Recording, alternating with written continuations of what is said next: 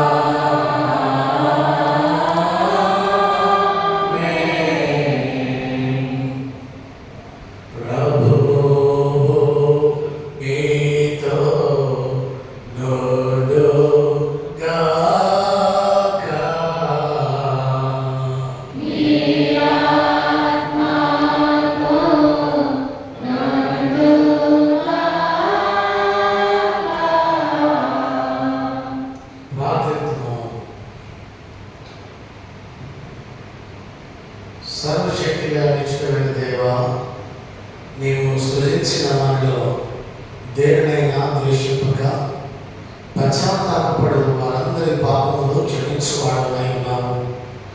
మేము ఆ పాపముల నుంచి తగినట్లుగా దుఃఖపడి దౌర్భాగ్యులని ఒప్పుకొని నిన్ను కనికరముగా దేవుడనైనా నీ వలన పరిపూర్ణ పాప పరిహారమును క్షమాపణయు పొందలాగన మాలో నలిగిన నూతన హృదయమును కలగచేయమని నీతోనూ పరిశుద్ధాత్మతోనూ సదాయక దేవుడై యుగయుగములు జీవించుచు పరిపాలించుచున్నట్టు నీ కుమారుడు మా ప్రభు అయిన యేసుక్రీస్తు ద్వారా వేడుకొనుచున్నాము. ఆమేన్.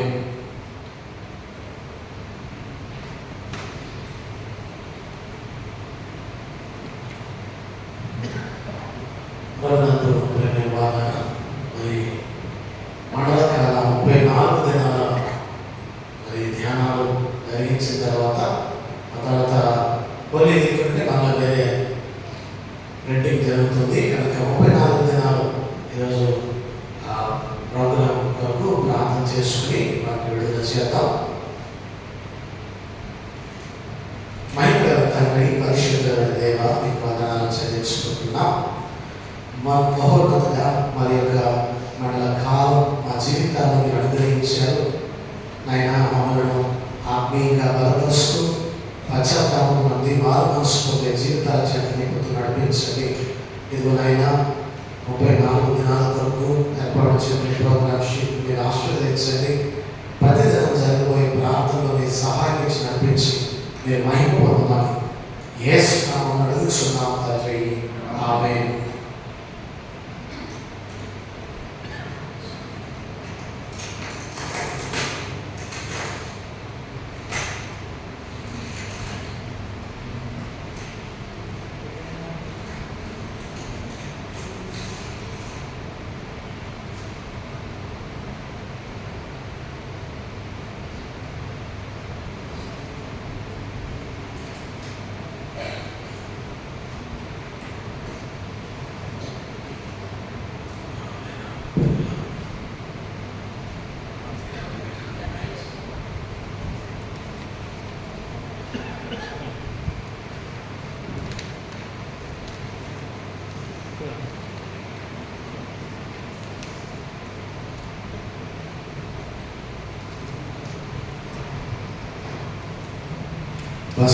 వరకు ఆరాధన కొరకు ఏర్పాటు చేయబడిన లేఖన భాగాలు చదువుగా వెళ్దాం. యెషయా గ్రంథం 59వ అధ్యాయం 12 నుండి 21 వచనాలు శ్రీమతి శ్రీ మాధురదేవి గారు చదివిపిస్తున్నారు. పత్రిక పాఠము యోహాను రాసిన మొదటి పత్రిక 1వ అధ్యాయం 5 నుండి 10 వచనాలు శ్రీమతి శాంతి రాజు గారు చదివిపిస్తారు. స్వార్థ పాఠము మత్తయి సువార్త 20వ అధ్యాయం 17 నుండి 19 వచనాలు శ్రీ ఎస్ సాల్మన్ రాజు గారు చదివిపిస్తారు.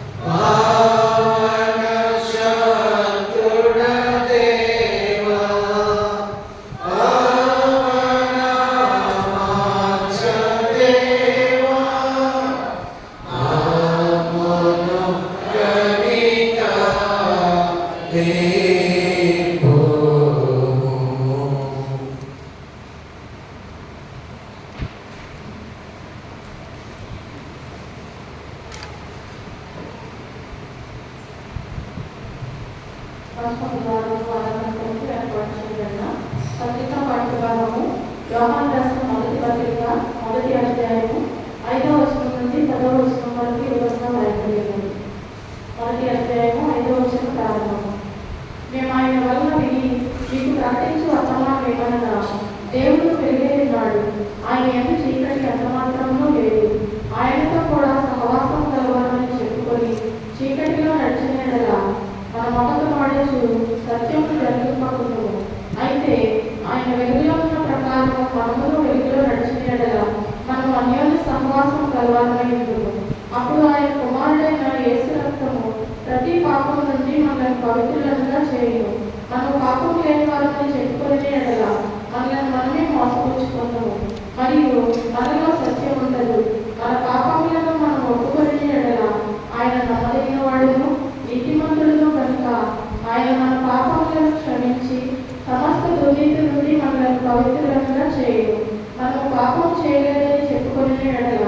ఆయనను అగతికునిగా చేయవారం అడుగును, మరియు ఆయన వాక్యము మనలో ఉండదు. ఈ వాక్యం ఎంత పర్యంతం నిందితుడై క్రీస్తు మరణం పొందునంతగా శ్రమనొందునంతగా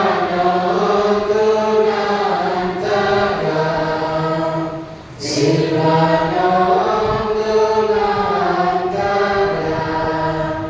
ఈ పొందున గ్రహించుకొని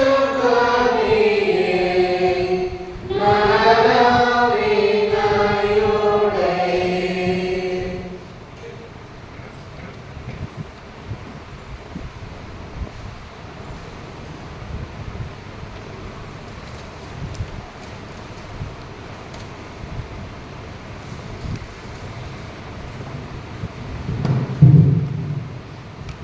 పశ్చిమ గోదావరి కొరకు ఏర్పాటు చేయబడిన సువార్త పాఠ్య భాగము మత్తయి రాసిన సువార్త 20వ అధ్యాయము 17వ వచనం నుండి 19వ వచనం వరకు.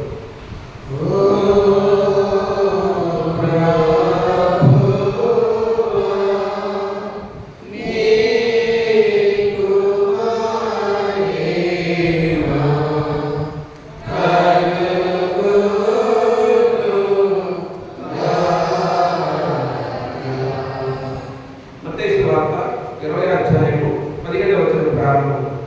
యేసు యెరూషలేములో ఎన్నై ఉన్నప్పుడు ఆయన 12 మంది శిష్యులను ఏకాంతంగా తీసుకొని పోయి మార్గమందు వారితో ఇట్లనెను, ఇదిగో యెరూషలేములకు వెళ్ళుచున్నాము, అక్కడ మనుష్య కుమారుడు ప్రధాన యాజకులకు శాస్త్రులకు అప్పగింపబడను. వారు ఆయనకు మరణశిక్ష విధించి ఆయన అపహసించి ఆయనను కొరడాలతో కొట్టుచు శిలువ వేయుటకును అన్యజనులకు ఆయన అప్పగించుటకు అప్పగించు. మూడో దినమున ఆయన మరణాలు లేచు. వాక్యం వినండి.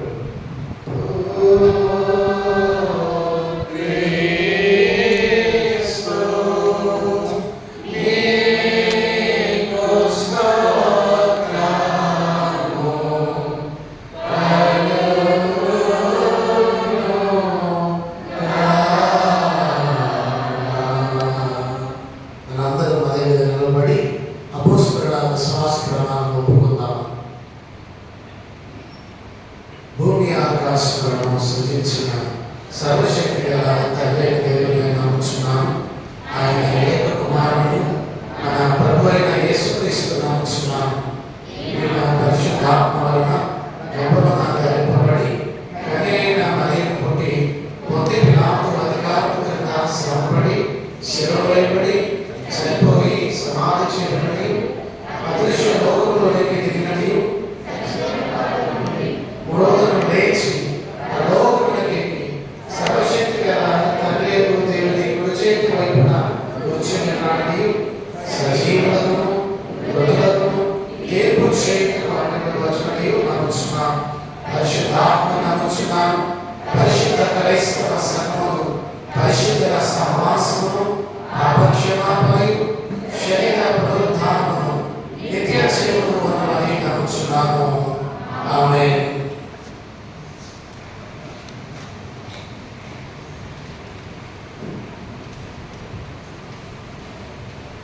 మనమందరం కలిపి ఆంగ్ల క్రైస్తవ కీర్తన పుస్తకం నుండి 191వ కీర్తన ఎంతో వింత ఎంతో చింత యేసునాథు మరణమంత అనే కీర్తన పాడుకుందాం. 191వ కీర్తన ఎంతో వింత ఎంతో చింత యేసునాథు మరణమంత అనే కీర్తన పాడుకుందాం. ఎంతో వింత ఎంతో చింత యేసునాథు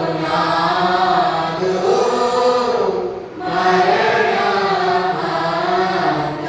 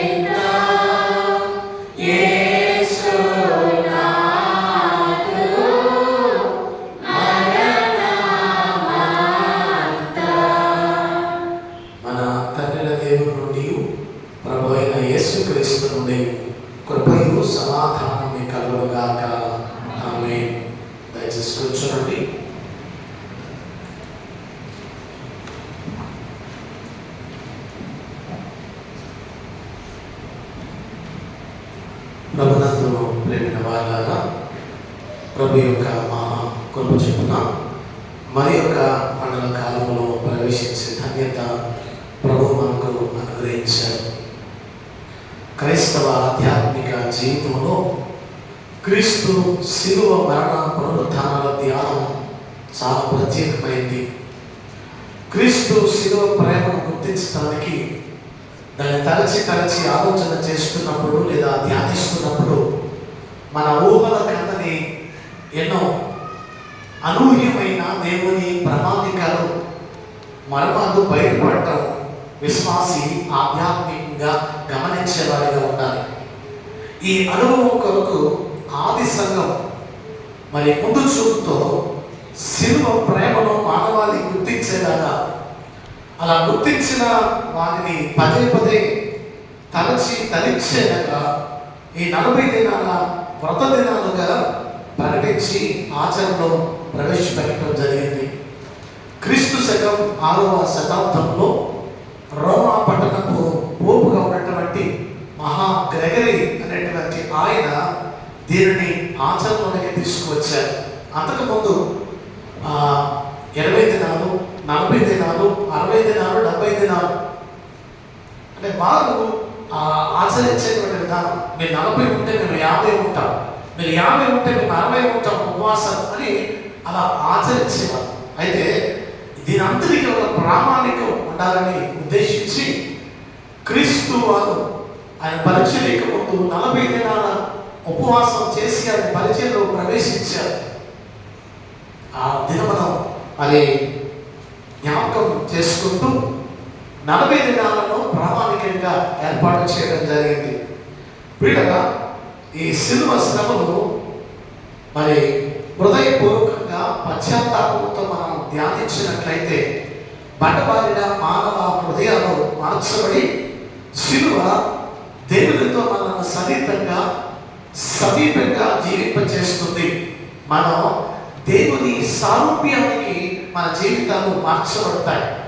అలా మార్చబడటానికి ఈ శిలువ ధ్యానాలు మనకు సాధనాలుగా ఉన్నాయి అనే సత్యాన్ని మనం గుర్తెరగాలి. మన క్రైస్తవ సంఘాలు భస్మ బుధవారం నుండి ఈ 40 దినాలు శ్రమల కాల ఉపవాస దినాలుగా పాటిస్తారు.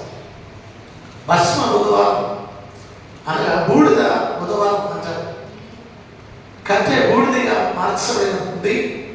దీని ఆత్మీయ భావాన్ని గమనిస్తే ఆ కట్టె మానవునికి, ఆ అగ్ని పరిశుద్ధాత్మకు సాదృశ్యంగా జ్ఞాపకం చేయబడుతూ మరి మానవ జీవితం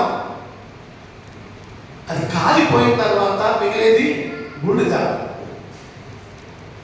అంటే మానవ జీవితం విలువ లేనిది. కానీ విలువ లేని ఈ జీవితానికి మన ప్రభు తన పరిశుద్ధ రక్తాన్ని చిందించడం ద్వారా ఒక విలువ మనకు అందించాడు. యేసు రక్తములో మనం విలువ పెట్టి కొనబడ్డామని, ఆ పరిశుద్ధాత్మ అనే అగ్నితో శ్రమల కొలిమిలో మనం కాల్చబడగా మన నుంచి వచ్చిన ఈ భస్మమే బూడిద. అంటే ఆధ్యాత్మిక స్థితిని ఆనాటి దినాల్లో పశ్చాత్తాపానికి బూడిద సాదృశ్యంగా పాడేవారు. గోనె పట్ట కట్టుకుని ఆ నెత్తి మీద బూడిద చల్లుకునేవారు. అది పశ్చాత్తాపానికి గుర్తుగా ఉండేది. అయితే మనం గమనించినప్పుడు బూడిద తన స్వభావాన్ని పూర్తిగా కోల్పోతుంది. అనగా ఒక గట్టిగా ఉన్నటువంటి ఆ గట్టి కాసుగా బూడిదగా మారుతుంది. అంటే తన పాత స్వభావం పూర్తిగా మారిపోవాలి. దేవుని స్వరూపంలోనికి మనం మార్చబడాలని ఆయన ఉద్దేశమై ఉంది. మరి మనం గమనించినప్పుడు మనం ఏమై ఉన్నామో గ్రహించి దుఃఖంతో వేదనతో దేవుని దగ్గరికి రావటం. ఈ 40 దినాల ధ్యానాల్లో అనుదినం మనం దేవుని దగ్గరికి రావటం, మన ఆధ్యాత్మిక జీవితాలను పరిశీలన చేసుకుంటూ ఒక్కొక్క మెట్టు దేవునితో ఎక్కేవారిగా మనం ఉండాలి. ఏదో ఆచార సంబంధమైనటువంటి ఆ దినాలుగా మనం పాటించాలి. పాటించడం కాదు, కానీ ఆధ్యాత్మిక సంబంధంగా దీన్ని పాటించినప్పుడు మన ఆధ్యాత్మిక విలువలు పెరుగుతాయి. వీళ్ళగా మరి గమనించినప్పుడు ఈ బూడిద శ్రమలకు గుర్తుగా ఉంది. ఎందుకనగా కాల్చబడగా బూడిద వస్తుంది. ఆ కాల్చబడటం శ్రమకు గుర్తుగా, పరీక్షకు గుర్తుగా జ్ఞాపకం చేయబడుతుంది. మన విశ్వాసము పరీక్షించబడటానికి శ్రమల ద్వారా మన విశ్వాసం పరీక్షించబడుతుంది. కనుక ఈ విశ్వాస జీవితంలో ఎన్నో శ్రమలు, వేదనలు కలుగుతాయి. శ్రమలను సహించువాడు ధన్యుడు అనే మాట జ్ఞాపకం చేయబడుతుంది. నీ విశ్వాస జీవితంలో బంగారం కొలిమిలో వేసి కాలిస్తే అది మేలిమి బంగారంగా మరి మంచి స్థితిని పొందుకుంటుంది. అంటే దాంట్లో ఉన్న మన్ను, మస్టు అంత కూడా పోతుంది. బంగారం ఎంత కాలిస్తే అంతగా అందులో ఉన్న మన్ను అంతా పోతుందట. శ్రమలు క్రైస్తవ జీవితాన్ని మరింత ఆధ్యాత్మికంగా బలపరిచి తనలో ఉన్నటువంటి దేవునికి ఇష్టము కానివన్నీ తీసివేయబడతాయట. రెండవదిగా బూడిద విశ్వాస పరీక్షకు గుర్తుగా ఉంది. ఎందుకనగా శ్రమ పొందుతున్నప్పుడు మన విశ్వాసం నుండి జారిపోక ఆ శ్రమను బట్టి మనం ప్రభుని మహిమపరచాలి. పేతురు రాసిన మొదటి పత్రిక 4వ అధ్యాయం 16వ వచనంలో ఎవడైనాను క్రైస్తవుడైనందుకు బాధ అనుభవించిన వాడు సిగ్గుపడక మరి దేవుని నామాన్ని మహిమపరచాలి అని స్పష్టంగా పేతురు తెలియజేస్తున్నాడు. ఎవడైనా నువ్వు క్రైస్తవుడైనందుకు శ్రమలు అనుభవిస్తే నువ్వు సిగ్గుపడద్దు. ఆ పేరును బట్టి దేవుని నామాన్ని మహిమపరిచేవాడిగా ఉండాలి. నీ విశ్వాస స్థితి పెంపొందింపచేయబడాలి. మూడవదిగా బూడిద ఆత్మీయ శుద్ధీకరణకు గుర్తుగా ఉంటాయి. ఆత్మీయ శుద్ధీకరణ గుర్తు మరి గమనించినప్పుడు యోబు గ్రంథం 23వ అధ్యాయం 10వ వచనం చూస్తే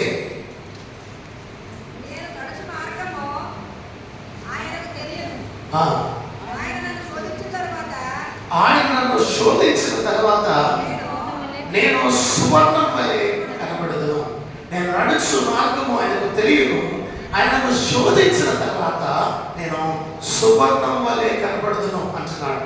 అంటే విశ్వాసి ఆత్మీయ శుద్ధీకరణ జరుగుతుంది. బంగారానికి శుద్ధీకరణ కాలిస్తే ఎలా జరుగుతుందో మానవ జీవితానికి శ్రమ అనేది శుద్ధీకరించబడటానికి జరుగుతుంది అనే విషయాన్ని జ్ఞాపకం చేస్తున్నా.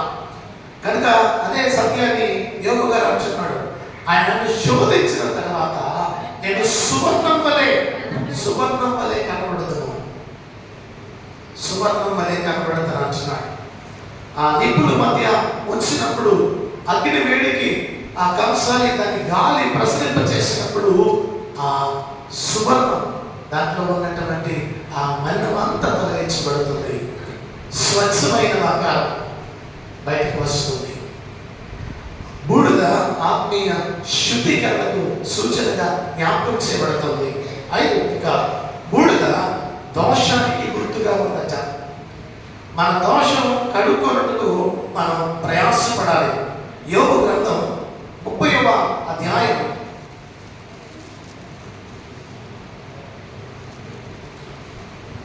19వ వచనం, ఆయన నన్ను బురదలోనికి త్రోసెను, నేను ధూళియు బూడిదైనట్టున్నాను అంటున్నాడు. నేను ధూళియు బూడిదైనట్టున్నాను అంటున్నాడు. అంటే బురద తన దోషానికి గుర్తుగా జ్ఞాపకం చేయబడుతుంది.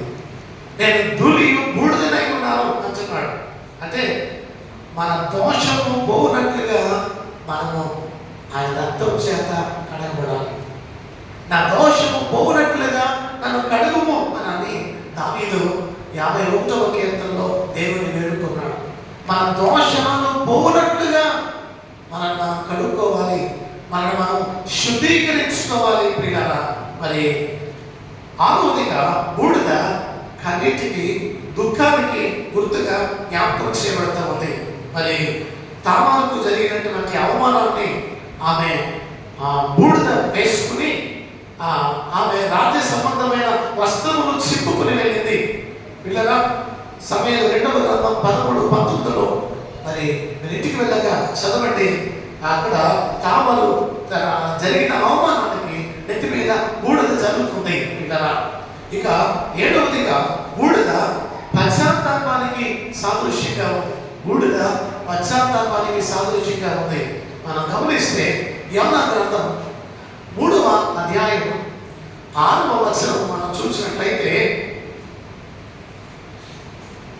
యోనా గ్రంథంలో 3వ అధ్యాయం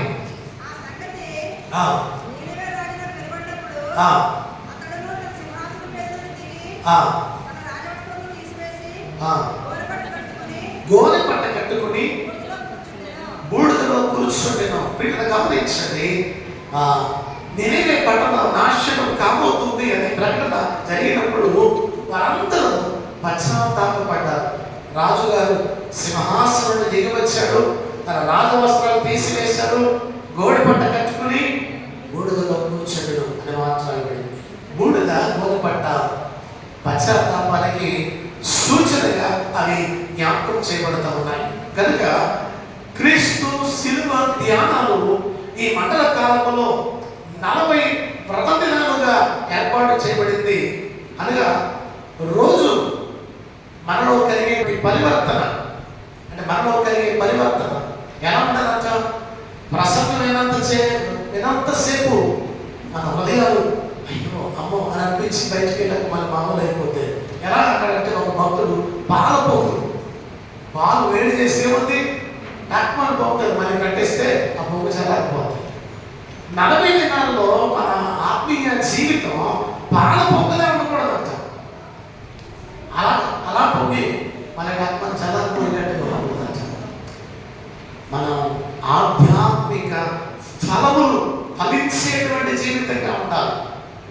ఇప్పుడు మనం ఈ వసంతకాలం, ఆధ్యాత్మిక వసంతకాలం అని పిలువబడుతున్న ఈ కాలంలో మనం గమనిస్తే ఈ చెట్ల ఆకులన్నీ రాలిపోయి మరలా కొత్త ఆకులు వస్తాయి.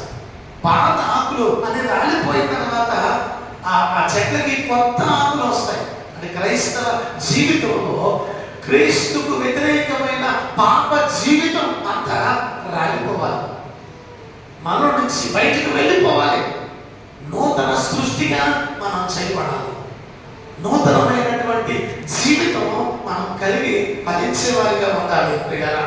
అందుకే మనం సిద్ధపరుచుకునే దినాలుగా జ్ఞాపకం చేయబడుతున్నాయి. 40 దినాలే ఎందుకు ఏర్పాటు చేశారు అంటే 40 దినాల గురించి ఒక మాట జ్ఞాపకం చేయబడింది. శారీరకంగా బలహీనుడైనటువంటి ఒకరికి ఔషధం ఇవ్వటంలో ఏర్పాటు చేయబడిన నిర్ణీత కాలం మండల కాలం అంటారు. మండల కాలం అంటే 40 దినాలు అంటారు. ఈ 40 దినాల్లో శారీరకంగా బలహీనుడైనటువంటి వారికి ఇచ్చిన ఔషధం 40 దినాల తర్వాత అతను స్వస్థపరచబడతాడు, బాగుపడతాడు. అందుకే మండల కాలం, నిర్ణీత కాలాన్ని మండలం అని పిలిచారు. మనం తెలుగులో మండల కాలం అంటారు. మరి 40 దినాలను లాటిన్ భాషలో క్వాటర్నేస్మా అని పిలుస్తారు. గ్రీకులో టెస్ట్రాకోస్ట్ అని పిలువబడుతుంది. ఇంగ్లీష్లో లెంట్ అంటారు, తెలుగులో మండల కాలం అంటారు. లెంటర్ అనేటువంటి ఆంగ్లో సాక్సన్ పదము నుండి మరి ఇది వచ్చింది. దీని అర్థం ఏంటంటే చీల్చుట, పగలుగొట్టుట, చిగురించుట అని అర్థం. చీల్చుట, పగలుగొట్టుట, చిగురించుట అని అర్థం. అంటే క్రైస్తవ జీవితం బండమారిన హృదయాలు పగలగొట్టబడి చీల్చబడి ఆధ్యాత్మిక చిగురు రావాలనే ఉద్దేశం. ఆధ్యాత్మికమైన చిగురు క్రీస్తు కొరకు నువ్వు చిగురించే జీవితం కలిగి ఉండాలని జ్ఞాపకం చేస్తున్నాడు. కనుక ప్రియులారా, ఒక పాపి తన పాపపు స్థితిని తన పశ్చాత్తాపడుతూ ఆ పాపపు స్థితిని అంతటిని ఎలాగూ మరి 21 రోజులు గుడ్డు పొదిగిన తర్వాత ఆ లోపల ఉన్న గుడ్డు ఆ బిడ్డ బయటకు వస్తుంది. 40 దినాలు పొదలు పెడితే ఇంకెంత ఆధ్యాత్మికంగా రావాలి. మన మన సంఘాల్లో 40 దినాలు అనేవి మా చిన్నప్పటి నుంచి వాళ్ళండి అని అంటాం. మరి చిన్నప్పటి నుంచి ఉంటే ఒక 21 దినాలు గుడ్డు పొదిగితే ఆ కోడి గుడ్డు పిల్లగా మార్చబడుతుంది. 40 దినాల ధ్యానంలో మన ఆధ్యాత్మిక జీవితం కొద్దిగా కూడా మార్పు లేకపోతే ఏమైనా ఉపయోగపడుతుందా? మనం ఆధ్యాత్మికంగా ప్రభువుకు దగ్గర అయ్యేవారుగా ఉండటం. ఈ విశ్వాస జీవితంలో మనం ప్రభువుతో ఎలా ఉన్నాం, ప్రభువు దగ్గర మన జీవితం ఎలా ఉంది, ప్రభువుతో మన సహవాసం ఎలా ఉంది, మన ఆత్మీయ జీవితం ఎలా ఉంది అందులో మనం పరిశీలన చేసుకోవాలి. సరిదిద్దుకోవటానికి, సరి చేసుకోవటానికి ప్రయత్నం చేయాలి. అంటే ఒక్క రోజులో సాధ్యం కాదు కనుక 40 దినాలలో ఒక్కొక్క దినం నీ ప్రభువుకు వ్యతిరేకమైనవి, ఆయనకి ఇష్టం కానివి విడిచిపెట్టేటువంటి వానిగా, ఆయనకి ఇష్టమైన వానిగా మన జీవితం మలుచుకోవాలి అనే మాట ఈ సమయంలో జ్ఞాపకం చేస్తున్నాం. ఇది ఆధ్యాత్మిక వసంతకాలం. ఆధ్యాత్మిక వసంతకాలంలో సాధారణంగా ప్రకృతిలో చక్కగా మార్పులు జరుగుతున్నాయి. ప్రకృతిలో మార్పులు గమనిస్తాం.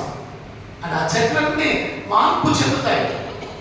తమకున్నటువంటి పాత ఆ స్థితి అంతని కోల్పోయి నూతన స్థితి ఆ వృక్షాలకి అన్నిటికీ మనం చూస్తూ ఉంటాం. మన కాంపౌండ్లో ఉన్న ఆ చెట్లన్నీ మీరు గమనించండి, అన్ని ఎక్కువ ఆకులు రాలిపోతూ ఉంటాయి. ఈ వసంత కాలంలో మరలా నూతనమైనటువంటి చిగులు దాంట్లో నుంచి వస్తూ ఉంది. అలా క్రైస్తవ జీవితం అంట మరి తొలకరి జరులతో చిగురాకులు తొడిగినట్లుగా నూతన జీవితం, మారు మనసు మనం పుష్పించి ఆ సౌందర్యాన్ని వెదజల్లుతూ పరిమళ వాసన అందించి క్రైస్తవ జీవితంగా ఉండాలని ప్రభు కోరుతున్నాడు. మీరు పరిమళ వాసనగా ఉండటానికి ఆయన తను తాను బలిగాను అర్పణగా సమర్పించుకున్నాడు. పరిమళ వాసనగా ఉండటానికి 40 దినాల తర్వాత పరిమళ వాసన వెదజల్లి క్రైస్తవ్యం కావాలి. ఆ క్రైస్తవ్యం 40 దినాలకే పరిమితం కాదు, కానీ నీ జీవితాంతకాలం కొనసాగించబడాలి. మండల కాలం మీరు గమనించండి. మండల కాలంలో ఈ ప్రార్థన 40 దినాలు మానకుండా అందరం అటెండ్ అవుతాం. 40 దినాలు వచ్చినాయి అంటే చాలా నిష్ట మనం చేస్తాం. ఈ 40 దినాల నిష్ట మీకు తర్వాత ఇష్టం కదా. ఏదో ఒక కాలాన్ని ఏర్పాటు చేసుకుని ఆ చక్రంలో బంధించబడతా ఉన్నాం. దేవుని ఉద్దేశం అది కాదు. నీవు నీ 40 దినాలే భక్తిగా ఉపవాసం ఉంది, ఏమి తినకుండా చాలా భక్తిగా ఉంది. 40 దినాలు అయిపోయిన తర్వాత మరి మామూలు అయిపోతే మనకి మామూలుకి పెద్ద తేడా కదా. మనకి మామూలుకి పెద్ద తేడా ఉంటుంది కదా. మీరు గమనించండి, ఆ దినాలు అయిపోయిన వారు మరి మామూలు అయిపోతారు. క్రైస్తవ జీవితం అనుదినం జీవించవలసిన జీవితం, అంతేగాని ఏదో ఒక నెలకు 40 దినాలకి పరిమితమైన జీవితం కాదు. క్రీస్తు కొరకు ప్రతిదినం పరిమళించాలి, ప్రభు కొరకు ప్రతిదినం ఫలించాలి, అది ఆయన కోరుతున్నాడు. కనుక ప్రియులగా మరి నీవు ఆధ్యాత్మిక పరిమళాన్ని మధ్యలేవానిగా ఉండాలి. ఈరోజు మన అంశము మధ్యవర్తిత్వం అనే అంశముతో మనం వాక్యాన్ని ధ్యానం చేసుకుందాం. మధ్యవర్తిత్వం యెషయా గ్రంథం 59వ అధ్యాయం 16వ వచనం. సంరక్షకుడు లేకపోవట ఆయన చూచెను, మధ్యవర్తి లేకుండా చూచి ఆశ్చర్యపడెను. కాబట్టి ఆయన బాహువు ఆయనకు సహాయము చేసెను. వీళ్ళరా మధ్యవర్తి అనగా ఇరువురి మధ్యన లేదా 2 గుంపుల మధ్య సఖ్యతను కుదుర్చడానికి చేసే పని మధ్యవర్తిత్వం అంట. ఒక ఇద్దరు దెబ్బలాడుకుంటే ఒక మధ్యలో ఒక వ్యక్తి వచ్చి వారిద్దరిని సఖ్యత పరుస్తాడు, అంటే మధ్యవర్తిత్వం చేస్తాడు. నువ్వు ఆనందంగా దెబ్బలాడుకుంటు, నువ్వు ఇలా అనుకుంటున్నా, ఇద్దరు చేసి పట్టుకోండి, మళ్ళీ ఎప్పుడు దెబ్బలాడుకోమని చెప్పండి, ఇలా మధ్యవర్తిత్వం చేస్తాడు. అంటే వారిద్దరిని కలపటానికి ఒక వ్యక్తి అవసరం. మధ్యవర్తిత్వం జరుగుతుంది. పరిశుద్ధ గ్రంథాన్ని మీరు గమనించినప్పుడు మరి మనుషులను మధ్యవర్తిత్వం జరిగిందట. మొదటి మధ్యవర్తిత్వం ఏంటంటే యోసేపుల గురించి రూబేను మధ్యవర్తిత్వం చేశాడు. ఆ అన్నలో యోసేపును చంపాలని ప్రయత్నం చేస్తే రూబేను అన్నాడు, వద్దు చంపద్దు, వాడిని ఆ గుట్లలో పడేసినట్టే ఆ మత్తలుగా నమ్మేద్దాం కానీ వాడి ప్రాణం తీయొద్దు అని అడ్డుపడ్డాడు. ఒక మధ్యవర్తిత్వం యోసేపు గురించి రూబేను చేసేటప్పుడు పిల్లరా, మీరు తర్వాత చదవండి. ఆదికాండం 37వ అధ్యాయం 21వ వచనంలో మరి రూబేను యోసేపు కొరకు మధ్యవర్తిత్వాన్ని జరిగించాడు. రెండవదిగా చూస్తే మొదటి సమూయేలు గ్రంథం 19వ అధ్యాయం 4వ వచనంలో యోనాతాను దావీదు కొరకు దావీదును చంపకుండా పెట్టడానికి దావీదు పక్షంగా తండ్రితో మధ్యవర్తిత్వం జరిగించాడు. దావీదును చంపకుండా ఉండాలని ఆ తండ్రితో మధ్యవర్తిత్వం జరిగించడానికి ప్రయత్నం చేశాడు. మూడవదిగా చూస్తే సమూయేలు మొదటి గ్రంథం 25వ అధ్యాయం 24వ వచనంలో అబీగయీలు మరి తన భర్త అయిన నాబాలు విషయమై దావీదు అతన్ని చంపకుండా మధ్యవర్తిత్వం చేసింది. ఒకవేళ అబీగయీలు కనుక రాకపోతే దావీదు నాబాలును చంపేసేవాడు. ఆమె ఎదురై ఆమె మధ్యవర్తిత్వం చేసింది. అందుకే నాబాలు ఆ పిల్లల దావీదు చంపకుండా ఆగాడు. కానీ అతను చనిపోయాడు, భయపడి చనిపోయాడు. గమనించండి పిల్లల, మనుష్యులలో మధ్యవర్తిత్వాన్ని ఇప్పుడు మనం జ్ఞాపకం చేసుకున్నాం. అయితే యేసు ప్రభువు వారు మరి ఆయన మానవులందరినీ రక్షించడానికి ఆయన మధ్యవర్తిత్వం చేశాడు. ఇక్కడ మనం చూస్తే ఒక వ్యక్తికి మధ్యవర్తిత్వం, అందులో ఒక వ్యక్తి ఒకడు. కానీ ఇక్కడ గమనిస్తే వ్యక్తికి కాదు, మానవాళి అంతటికీ ఆయన మధ్యవర్తిత్వాన్ని జరిగించాడు. మన పక్షముగా ఆయన మన కొరకు శిలువ మరణాన్ని పొందాడు. నీ కొరకు, నా కొరకు తండ్రితో మనను అనుసంధానించడానికి ఏదైనా తోటలో ఆదాము ఆ పోగొట్టుకున్న ఆ బంధాన్ని తిరిగి పునరుద్ధరించడానికి, సమాధానాన్ని నెలకొల్పడానికి యేసయ్య మన కొరకు, మన అందరి కొరకు, ఏదో ఒక ప్రాంతం, ఒక కులం, ఒక భాష మాట్లాడే వారి కొరకు కాదు, ప్రజలందరి కొరకు ఆయన మధ్యవర్తిగా వచ్చాడు. అందుకే యెషయా మధ్యవర్తి లేకుండా చూచి ఆశ్చర్యపడను అనే మాట జ్ఞాపకం చేస్తూ ఉన్నాడు. అదే విషయాన్ని సువార్త పాఠంలో కూడా యేసు ప్రభువు వారు తన శిష్యులతో ఆయన జ్ఞాపకం చేశాడు. తాను పొందబోయేటువంటి మరణముల గురించి వారికి తెలియపరిచాడు. ఇదిగో యెరూషలేమునకు వెలుచున్నాము, అక్కడ మనిషి కుమారుడు ప్రధాన యాజకులకు శాస్త్రులకు అప్పగింపబడును, వారు ఆయనకు శిక్ష విధించి ఆయన అపహసించుటకును, కొనాలతో కొట్టుటకును, శిలువ వేయుటకును అన్ని జనులకు ఆయన అప్పగింతులు, మూడో దినమున ఆయన మనలో లేచును. ఆయన ముందుగానే తెలియజేశాడు. తాను చేయబోయేటువంటి మధ్యవర్తిత్వాన్ని శిష్యులకు తెలియజేశాడు. కానీ మనం గ్రహించలేదు. ఆయన తన మరణము, తను చనిపోవటం, తిరిగి లేవటం, తన శ్రమలు, ఇవన్నీ శిష్యులకు ఆయన జ్ఞాపకం చేశాడు. కానీ వారు సరిగా అర్థం చేసుకోలేదు అనే మాట జ్ఞాపకం చేస్తున్నా. యేసు ఎందుకు మరణం కావలసి వచ్చింది అని అంటే, దేవుని చేత నిర్మించబడిన మానవుడు పాపం చేశాడు కనుక. అంటే ఆజ్ఞాతిక్రమమే పాపం. ఆ పాపం చేశాడు కనుక పాపం వలన వచ్చే జీతం మరణం. కనుక ఇప్పుడు యేసయ్య ఆ పాపము ఆయన మీద వేసుకుని, పాపం వలన వచ్చిన జీతం మరణం కనుక ఆ మరణాన్ని, మన మరణం ఆయన మరణంగా చేసుకున్నాడు. ఆయన మనను విమోచించడానికి ఆ పాపం, ఆయన పాపమును ఆయన మీద వేసుకుని ఆయన శాపగ్రహిగా మార్చబడ్డాడు. పిల్లగా ఎంత గొప్ప కార్యాన్ని మన కొరకు ఆయన చేశాడో మనం గ్రహించగలిగితే, ఒకవేళ మనం గమనిద్దాం. ఒకవేళ ఇంట్లో భార్య భర్తలు ఉన్నారనుకోండి, ఆ తప్పు చేసినప్పుడు నువ్వే చేసేవా తప్పు, నేను ఎందుకు చేసుకుంటాను కదా అని భార్య అంటది, లేకపోతే భర్త అంటాడు. నువ్వు చేసిన తప్పు నేను బాధ్యత అని అంటాం కదా. ఒకరి తప్పు ఒకరి మీద వేసుకోవడానికి ఇష్టపడం. కానీ యేసయ్య మానవాళి అంతటి పాపమును ఆయన మీద వేసుకోవడానికి ఇష్టపడ్డాడు. మధ్యవర్తిగా మన కొరకు ఆయన మరణించడానికి ఆయన ఈ లోకానికి వచ్చాడు అనే మాట జ్ఞాపకం చేస్తున్నా పిల్లల. మత్తయి సువార్త 9వ అధ్యాయం, మత్తయి సువార్త 9వ అధ్యాయం 13వ వచనం.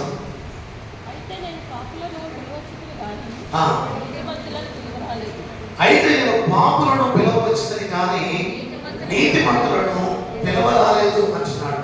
మానవులను పాపము నుండి విడిపించడానికి ప్రభు ఈ లోకానికి మధ్యవర్తిగా వచ్చాడు. మన పాపము నుండి ఆయనే మనం విడిపించును కనుక ఆయనకి యేసు అని పేరు పెట్టాడు. మానవ పాపముల నుండి విడిపించడానికి ఆయన మధ్యవర్తిత్వం చేశాడు అనే మాట జ్ఞాపకం చేస్తున్నా. శిక్షించేది తండ్రి అయిన దేవుడు శిక్షింపబడవలసిన మానవులు వారిరువురికి మధ్య సంధి చేయడానికి యేసు ప్రభు మధ్యవర్తి అయ్యాడు. తిమోతికి రాసిన మొదటి పత్రిక 2వ అధ్యాయం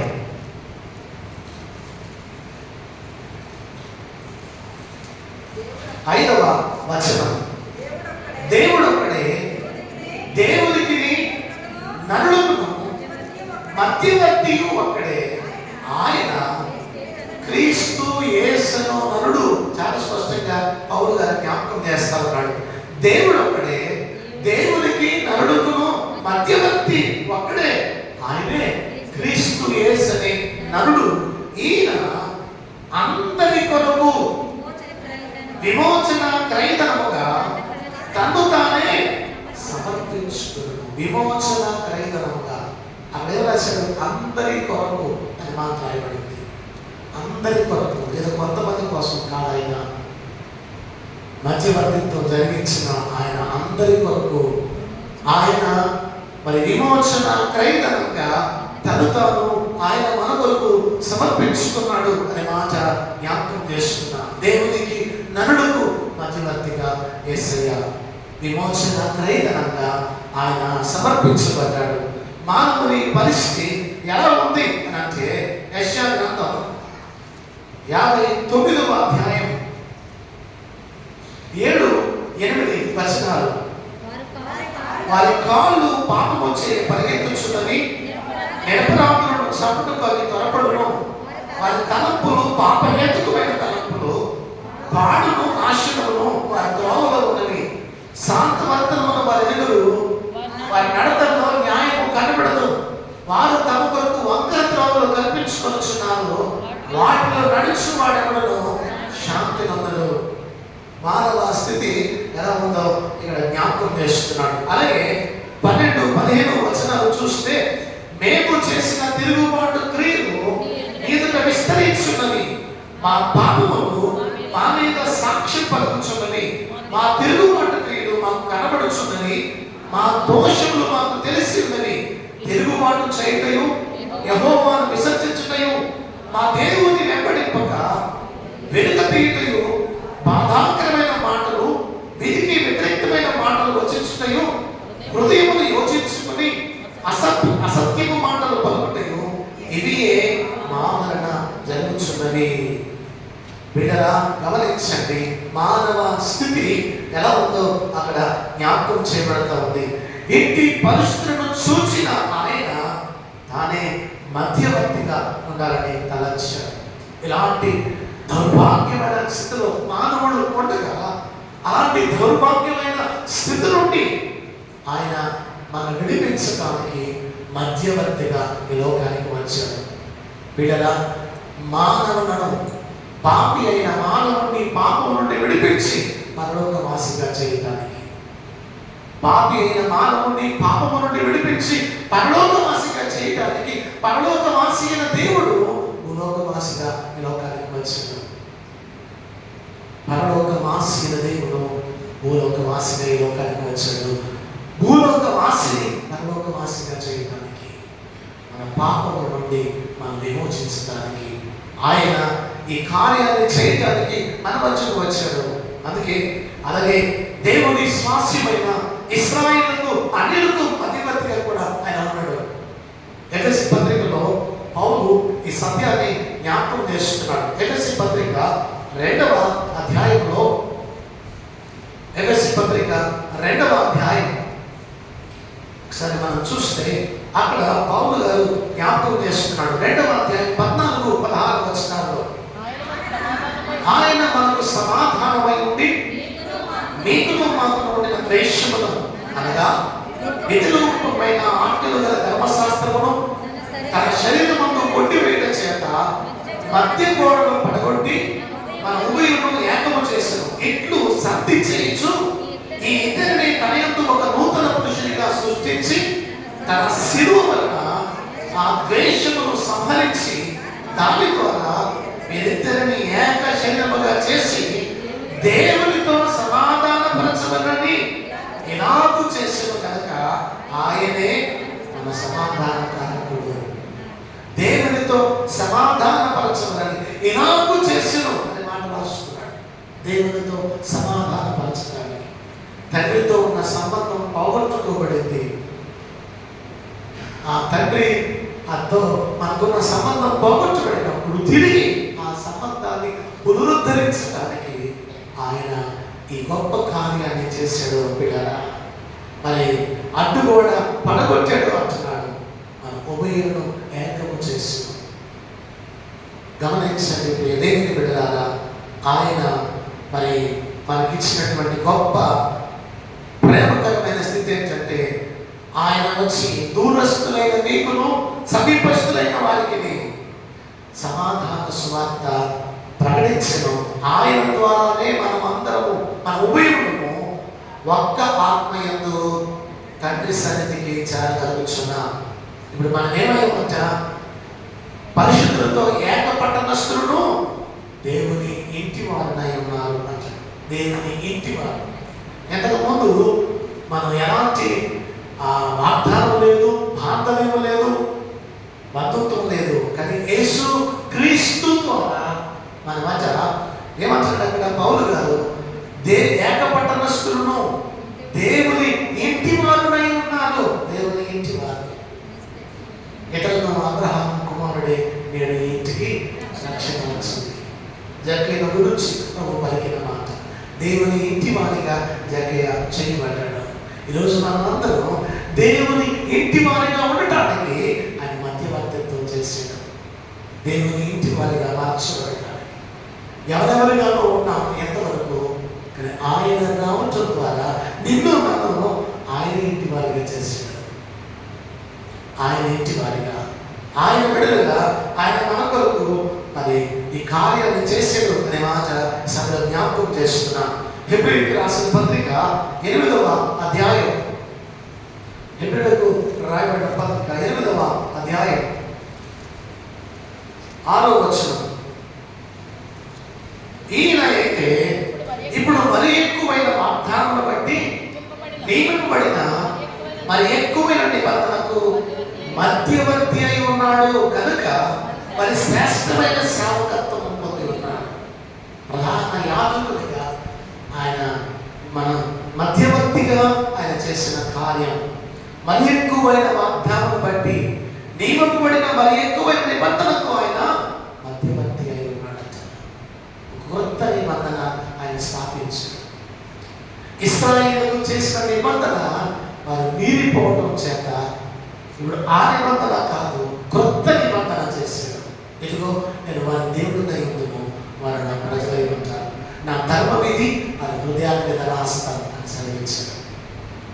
ఆ కొత్త నిబంధన మధ్యవర్తిగా వచ్చిన ఆయన ఇప్పుడు హృదయాల మీద, మన హృదయాల మీద నిబంధన రాస్తున్నాడు. ఆ నిబంధన నీవు అంగీకరించేవాడిగా ఆయన ఇంటి వారిగా ఉండటానికి సిద్ధపడుతున్నామా లేదా ఒకసారి మనం పరిశీలన చేసుకోవాలి. దేవుడిచ్చిన గొప్ప భాగ్యాన్ని మనం వినియోగించుకుంటున్నామా లేదా ఒకసారి మనం పరిశీలన చేసుకోవాలి. పిల్లరా, ఆయన మరి హెబ్రీ పత్రిక 9:15 కూడా ఈ హేతువు చేత మొదటి నిబంధన కాలంలో జరిగిన అపరాధముల నుండి విమోచనము కలుగుటకై ఆయన మరణము పొందినందున పిలువబడిన వారు నిత్యమైన స్వాస్యమును గురించిన వాగ్దానము పొందిన నిమిత్తము ఆయన క్రొత్త నిబంధనకు మధ్యవర్తి అయి ఉన్నాడు. క్రొత్త నిబంధనకు మధ్యవర్తి. పాత నిబంధన ఇశ్రాయేలు మీరిపోయారు. ఇప్పుడు క్రొత్త నిబంధన చేయబడింది. యేసు ప్రభు వారు ఆ క్రొత్త నిబంధనకు మధ్యవర్తి అయి ఉన్నాడు. మధ్యవర్తి అయి ఉన్నాడు ఆయన క్రొత్త నిబంధనకు. నన్ను ఆయన వారిగా చేసుకోవటానికి, ఆయన వారిగా మనం ఉండటానికి పిల్లరా మనం గమనించినట్లయితే మనం ఇప్పుడు ఆయన వారిగా చేయబడటానికి మనం ఆయన వైపు తిరగాలి. ఆయన వైపు తిరగాలి.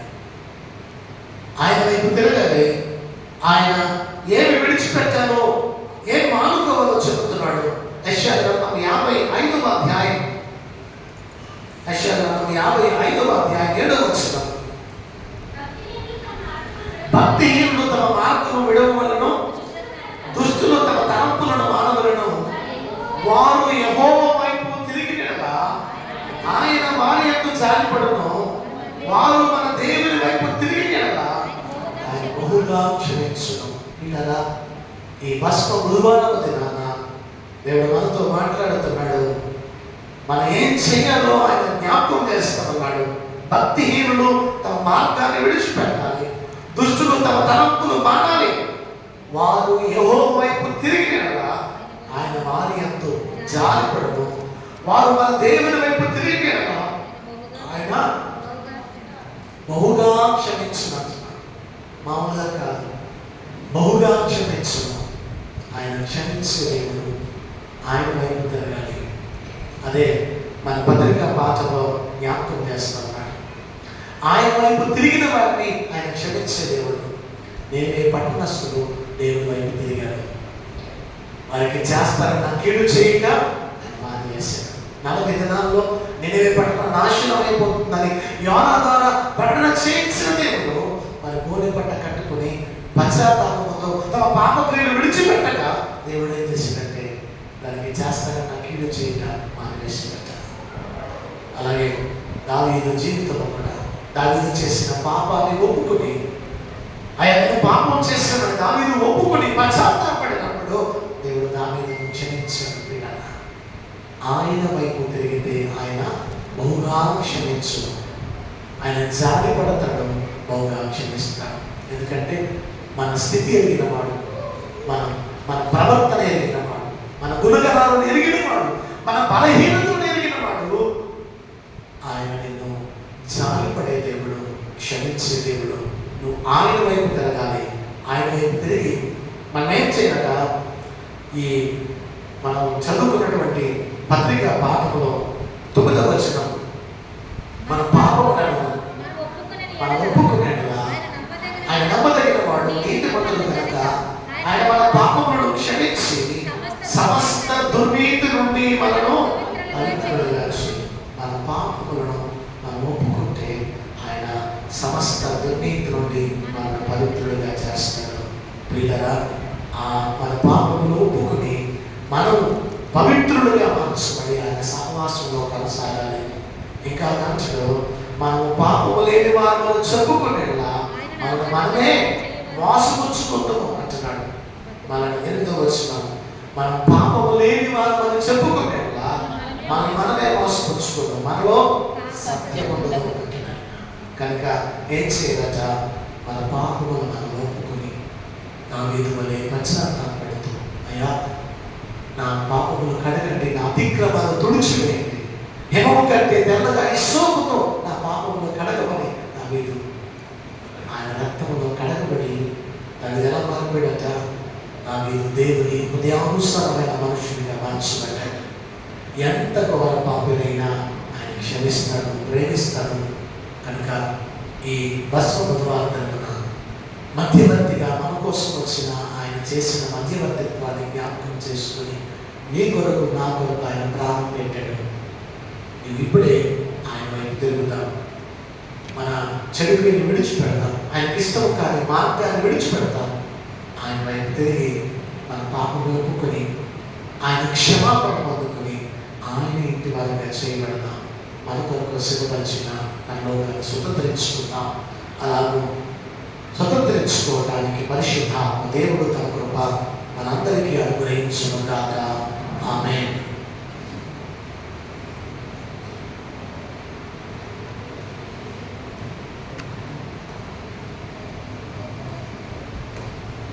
వచ్చే రేపటి దినం 7 గంటలకు ప్రారంభమవుతుంది మన మండలకాల ధ్యానం. ఈరోజు పూర్తి ఆరాధన ఉంటుంది కనుక 6:30 గంటలకు ప్రారంభించాం. రేపటి నుంచి 7 గంటల నుంచి 8 గంటల వరకు మరి ప్రార్థన ఉంటుంది. గమనించండి.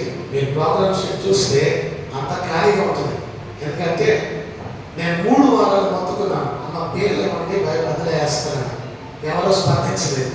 నేను మన 15వ తారీఖు కూడా చెప్పాను, మీరు పేర్లు ఇచ్చిన పేర్లు వేస్తాను, ఇక నేనేం చేయలేదని చెప్పాను. అందుకే ఖాళీ కనబడుతున్నాయి. అందరికీ వందనాలు. ప్రార్థన చేసుకుందాం.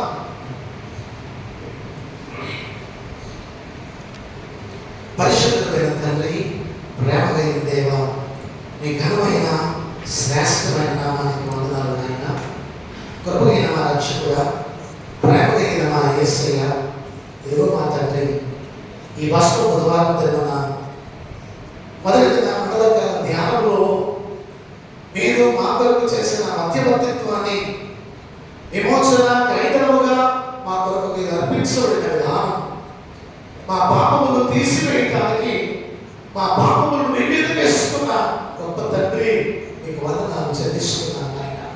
ఇదిగో మా చరిత్రను మాని మా చరిత్రను విడిచిపెట్టి మీ వైపు తిరిగితే నేను జాలి పడతాను, మా పాపములు ఒప్పుకుంటే నేను క్షమిస్తాను అని సంధించిన దేవుడు నాయన. తండ్రి, మీ ఇంటి వారిగా మేము చేయబడటానికి, మా జీవితాన్ని మేము సరిచేసుకోవడానికి మీ కృప దయచేయమని అడుగుతున్నాను ప్రభా. ఈ మండలకాల మొదటి దినాన మీ మధ్యవర్తిత్వాన్ని జ్ఞాపకం చేసుకుంటూ, అయ్యా ఎన్నికలేని మమ్మలను మీరు ప్రేమించి పరలోక వాసిగా ఉన్న మీరు ఈ భూలోక వాసిగా జీవించడానికి, మా కొరకు మరణించడానికి వచ్చిన గొప్ప దేవుడు ఆయన. ఎంత గొప్ప ప్రేమ ఆ పట్ల చూపించాం. ఇదిగో ఆ ప్రేమ మేము నిర్లక్ష్యం చేసుకున్నామేమో, దయతో క్షమించండి నాయన. మీ ప్రేమను మేము నిర్లక్ష్యం చేస్తున్నామేమో, దయతో క్షమించండి ప్రభు. మా జీవితాన్ని సరిదిద్దుకోవడానికి, సరిచేసుకోవడానికి, మీలో ఆధ్యాత్మికంగా ఫలించడానికి మీ కృప దయచేయండి నాయన. పశ్చాత్తాపం, మారు మనస్సు, పాప క్షమాపణ పొందుకునే జీవితాల చేత మమ్మల్ని నింపమని అడుగుతున్నాం తండ్రి. మీకు వందనాలు నాయన. ఈ రాత్రి వితబడిన వాక్యం మా అందరి హృదయాలను ఫలించడానికి మీరు సహాయం చేయండి ప్రభువా. తండ్రి, మమ్మల్ని మీరు మీకు అప్పగించుకోవడానికి, మీ చిత్తానుసారంగా నడవడానికి, ఆధ్యాత్మికంగా ఫలించడానికి సహాయం చేయండి.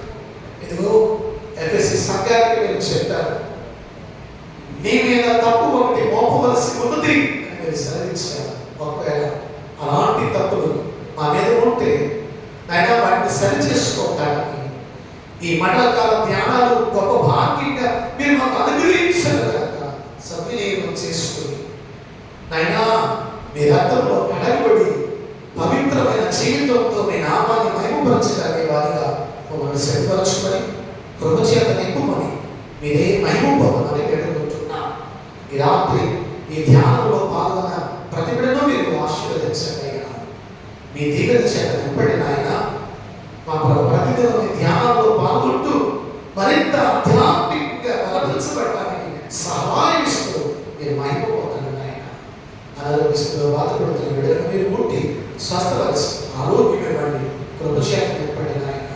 అలాగే ధ్యానాలన్నీ క్రమముగా మర్యాదగా జరగడానికి సహాయము దయచేయండి. సమస్తంలో మీరు ఉండండి ప్రభువా.